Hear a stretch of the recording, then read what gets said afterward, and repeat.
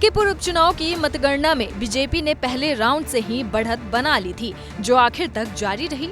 एक बार भी समाजवादी पार्टी आगे नहीं निकल पाई और आखिरी राउंड के बाद जब फाइनल रिजल्ट जारी हुआ तो सपा की साइकिल बहुत पीछे छूट गई।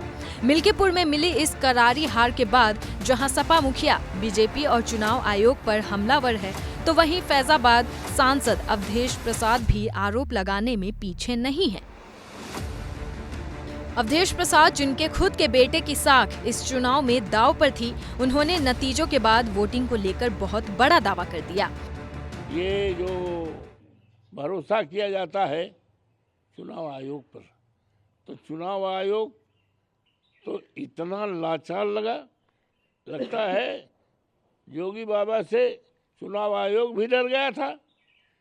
चुनाव के समय न जाने कितनी शिकायतें मिल रही थी, फोन पे फोन, सैकड़ों फोन हमने किया और चुनाव आयोग के जो ऑब्जर्वर आए थे वो हमारा फोन उठा भी रहे थे और कह रहे थे ओके ओके ओके ओके। कहीं गए तक नहीं, लूटा जा रहा था। स्पेसिफिक नाम बता रहे थे, पोलिंग बूथ का नाम बता रहे, नंबर बता रहे, सब बता रहे थे।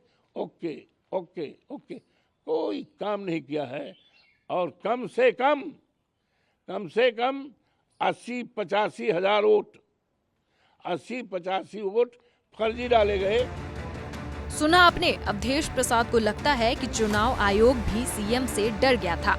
इतना ही नहीं, वो ये भी दावा कर रहे हैं कि कम से कम 80 से 85 हजार वोट मिल्कीपुर में फर्जी डाले गए, जिसकी बदौलत बीजेपी भारी मतों से यहाँ जीत गई। इसके आगे अवधेश प्रसाद ने पुलिस प्रशासन पर गंभीर इल्जाम लगाए।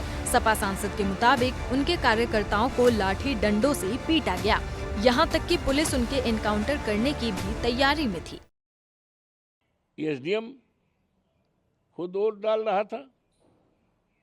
शिव किस तरह से हमारे कार्यकर्ता के ऊपर 20 लाठी मारा, इनकाउंटर करने की तैयारी किया था। तो ये सब नंगा नाच किया गया। अखिलेश के नेता ने चुनाव आयोग को मजबूर और लाचार बताया। वो ये भी बोले कि मिल्कीपुर में बीजेपी की जीत से खुद पर लगी कालिख को वो छुड़ा कर ही दम लेंगे। वोट की जो लूट हुई है, ये लोकतंत्र की हत्या हुई है और चुनाव आयोग पता नहीं कितने डर और दहशत में हो गया था, कितना लाचार दिखाई पड़ा, कितना असहाय दिखाई पड़ा। ये हमने अपने 50 साल की राजनीति की जिंदगी में देखा है। चुनाव आयोग को इतना लाचार, इतना किंकरतूर और मजबूर। अयोध्या जनपद की फैजाबाद सीट से सांसदी में हमारी नाक कटी है, हमारे मुंह पे कालिख लगा है।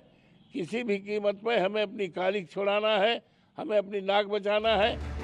फैजाबाद के सांसद का मानना है कि जनता आज भी अजीत प्रसाद को ही विधायक मान रही है। बहरहाल असल में वहां का विधायक कौन बना ये तो सब जानते हैं, लेकिन सवाल ये है कि अवधेश प्रसाद फर्जी वोटों के जो आरोप लगा रहे हैं उनमें कितनी सच्चाई है। आपका इस पर क्या कहना है, हमें कमेंट में जरूर बताएं।